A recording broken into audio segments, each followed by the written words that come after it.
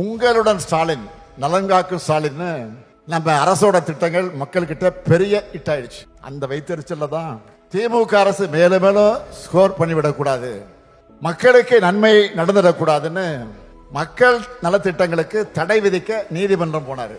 ஆனா நீதிமன்றம் என்ன சொன்னது? அரசியல் காழ்ப்புணர்ச்சியை தீர்த்துக்க நீதிமன்றத்தை நாடுறது தப்புன்னு சொன்னது மட்டும் இல்ல, நம்ம அரசுக்கு முன்னாள் அமைச்சர் சி.வி. சண்முகம் 10 லட்சம் ரூபாய் நன்கொடை தர மாதிரி மாண்புமை உச்ச நீதிமன்றம் ஃபைன் போட்டு அனுப்பிட்டாங்க. இது உங்களுக்கு அவமானமா இல்லையா? அது மட்டும் இல்ல, பொருளாதார வளர்ச்சியில இந்தியாவில பெஸ்ட் மாநிலம் தமிழ்நாடு தான் அவங்க கூட்டணியில் இருக்கக்கூடிய ஒன்றியத்துடைய பாஜக அரசே அறிக்கையை கொடுத்திருக்கு. இப்படி தொடர்ந்து அவருக்கு அடிமேல் அடி விடுது. இதனால விரக்தியின் உச்சத்துக்கு எதிர்கட்சி தலைவர்கள் போயிட்டாரு. அதனாலதான் முதலமைச்சருங்கிற மக்கள் அளிச்ச பொறுப்புக்கு கூட மரியாதை தராம தரந்தாழ்ந்து என்ன ஒருமையில பேசிட்டு வர்றாரு. அதை பத்தி எல்லாம் நான் கவலைப்படல. ஏதோ தன்னை எம்ஜிஆர் நினைச்சுக்கிட்டு, ஜெயலலிதா அம்மையார் மாதிரி நினைச்சுக்கிட்டு சவுண்டு விடுறாரு.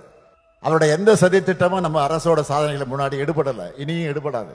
நம்ம திராவிட மாடல் அரசை பொறுத்த வரைக்கும் ஒவ்வொரு மாவட்டத்துக்கு தேவையானதை பார்த்து பார்த்து அவன் செயல்படுத்திட்டு வரோம். அனைவருக்குமான நல்லாட்சி நடத்திட்டு வரோம். இந்த நல்லாட்சி என்னாலும் தொடரணும் தான் மக்களாகிய நீங்கள் விரும்புறீங்க. இந்த நல்லாட்சி என்னாலும் தொடரும், உங்கள் விருப்பங்கள் எல்லாம் நிறைவேறும். திராவிட மாடல் 2.0 இதுவரை அடையாத புதிய உச்சங்களை தமிழ்நாடு நிச்சயம் அடையும்.